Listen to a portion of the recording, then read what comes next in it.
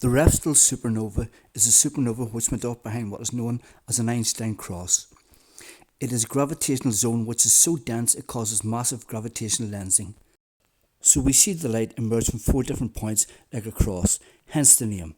Now, according to the current model of cosmology based on redshift and using parallax, if we didn't understand the gravitational lensing of an Einstein cross, we would have 4 different supernovae happening in 4 different locations, going off at 4 different times.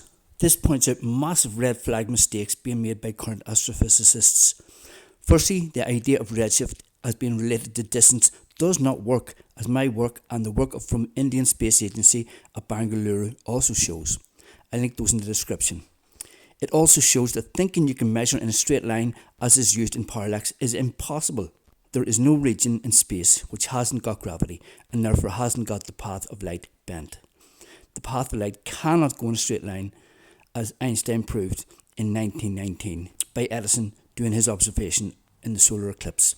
Yet current physicists still ignore that fact after 100 years and say they measure in a straight line. So remember that, please, if you're intimidated by Big Bang cosmologists. Light can never, ever move in a straight line. Anyone who says it can either does not understand Einstein's relativity or else they're just lying. Currently, cosmologists take almost no account of the gravitational lensing from every galaxy, quasar, blazar, etc., which is passed. So the current measurements cannot be correct. They simply cannot.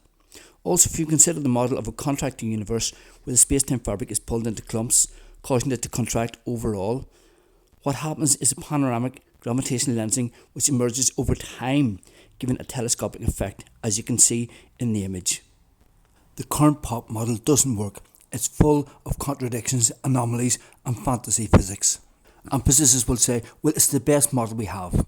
But the fact is, a lot of them know about my model. And although Occam's razor shows that my model should be the one that's being taught everywhere, because it's the only one that works. It's the only theory of everything. Despite all the clickbait about theory of everything from other channels looking for money, mine is the only one that works.